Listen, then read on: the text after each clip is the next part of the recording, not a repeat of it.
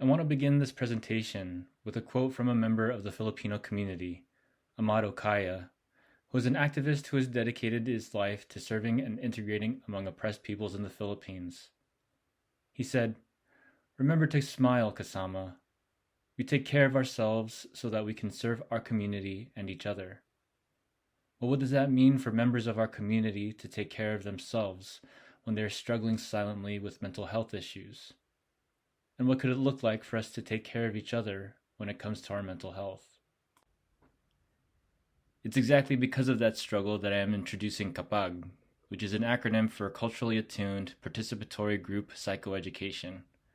KAPAG is a Tagalog word that means when. This intervention is meant to address the mental health needs of Filipino Americans in Seattle and King County.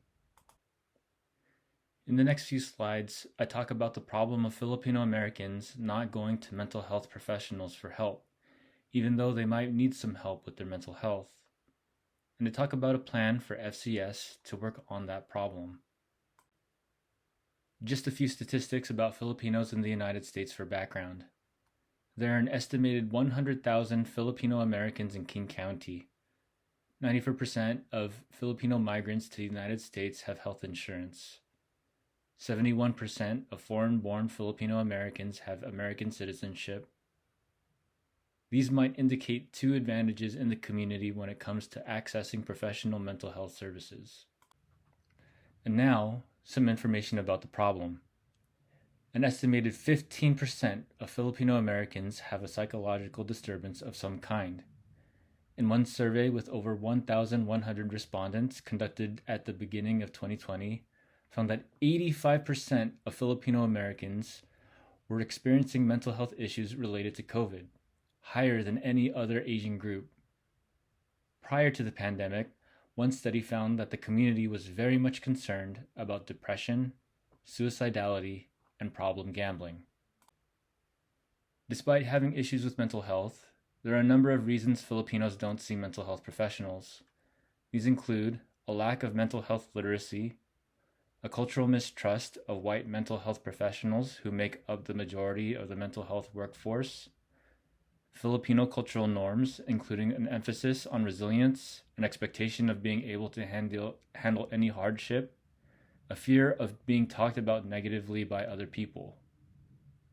Despite increased access through insurance, financial cost associated with seeing a mental health professional remains a barrier for some Filipinos. The stigma of having mental health issues, both from within and from other people, gets in the way. And lastly, the lack of representation in the mental health workforce is also a barrier to utilization. I think that there are two major cultural factors at play that get in the way of Filipinos accessing mental health care. These are hiya, which can be translated as shame.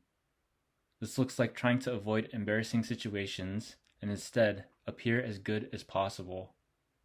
And the second is crab mentality, which is a tendency to scrutinize and criticize other Filipinos. It is about pulling people down who appear to be getting ahead in life and not wanting them to be successful, but it can also look like skepticism of a person and their credibility. To address this problem, I'm proposing culturally attuned, participatory group psychoeducation. And what exactly does that all mean?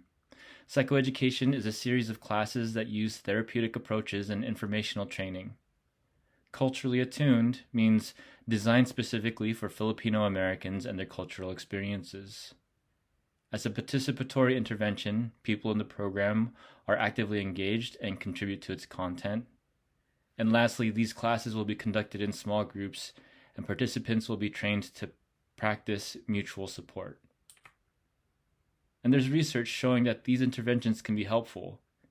Psychoeducation was found to be effective in improving the mental health of people who have major depressive disorder and anxiety. And support groups were found to be effective in improving the quality of life in informal caregivers of people with dementia. This is the logic model of the KAPAG program. FCS will invest the Filipino Community Center, time, facilitator training sessions, staff, and facilitators in order to conduct psychoeducation sessions and skill development training. With the support of staff, participants will develop narratives about themselves and their families. Program participants will also be trained to approach each other as fellow members of a mutual support group. The short-term outcomes are an increased self-acceptance of mental illness, an increased understanding of the barriers to utilization, and an increased understanding of mental health, and an increased connection between program participants. This is the KAPAG work plan.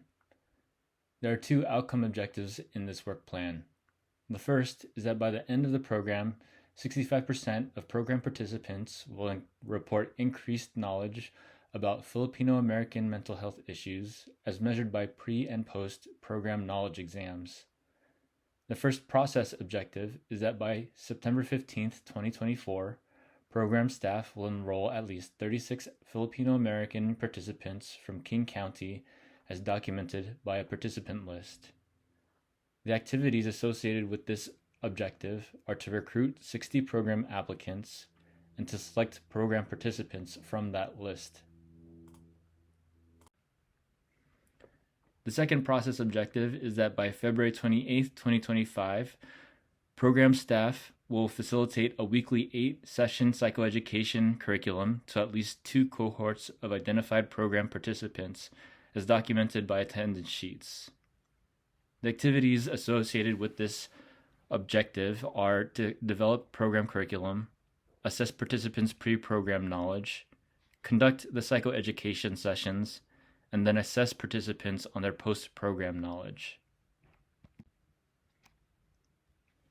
The second objective is by the end of the program, 65% of program participants will report improved relationships with family members as measured by the Smilkstein Family APGAR scale.